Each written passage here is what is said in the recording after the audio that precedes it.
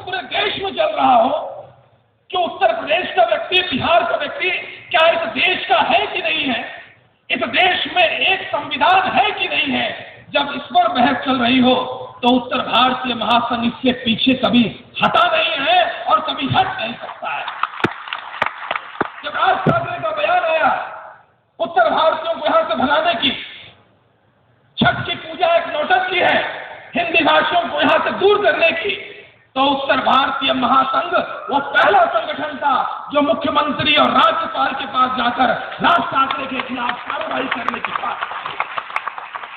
हमने ये मांग की थी कि ऐसे दल की आवश्यकता क्या जो लोगों को तोड़ने की बात कर रही हो, ऐसे दल की मान्यता खत्म होनी चाहिए, राज ठाकरे पर आपराधिक मुकदमा दाखिल होना चाहिए। हमने 10 दिन तक संघर्ष किया, किसी दल के नाम लेने की आवश्यकता नहीं है, किसी व्यक्ति का नाम लेने की आवश्यकता नहीं है।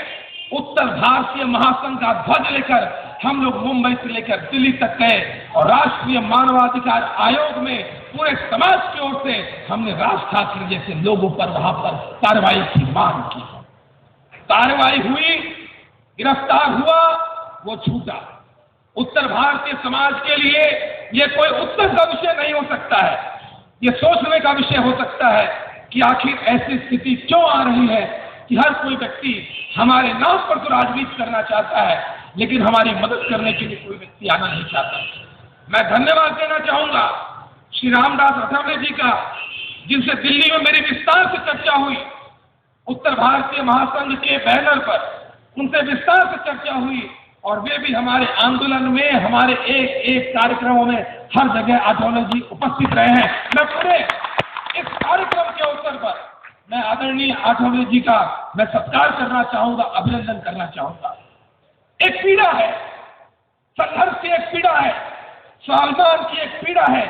आपने देखा होगा इस मंच पर, वो गुजरात का व्यक्ति हो, महाराष्ट्र का व्यक्ति हो, दक्षिण का व्यक्ति हो, उत्तर का व्यक्ति हो, ये एक संगम के रूप में आज इस मंच पर यहाँ पर मौजूद है।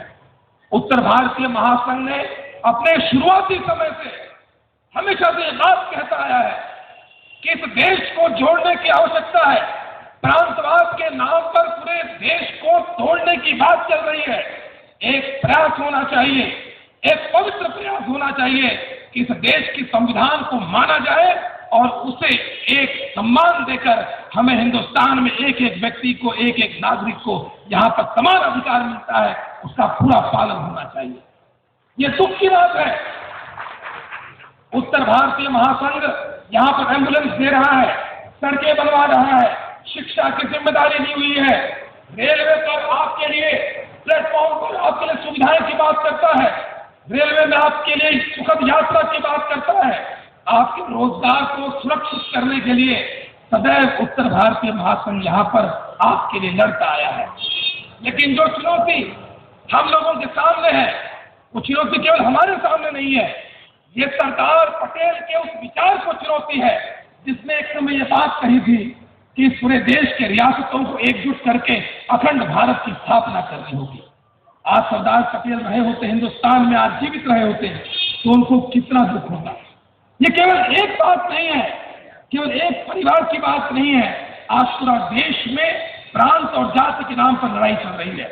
हम राजस्थान की बात करें, वहां मारवाड़ी बनाम मेवाड़ी चल रहा है, दिल्ली में पंजाबी बनाम बिहारी चल रहा है, महाराष्ट्र में जो विषय है आपके सामने है, बंगाल की ओर जाइए, असम में असमी बनाम बिहारी, असमी बनाम हिंदी भाषी चल रहा है।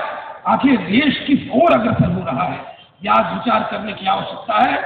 उत्तर भारतीय महासंघ सदैव आपके साथ रहा है, आपके सुख दुख में, आपके एक एक, जितना किसी राजनीतिक दल का कार्यक्रम नहीं होता उससे कहीं ज्यादा आपके उत्तर भारतीय महासंघ का कार्यक्रम निरंतर पूरे देश में, पूरे मुंबई में निरंतर होता आया है।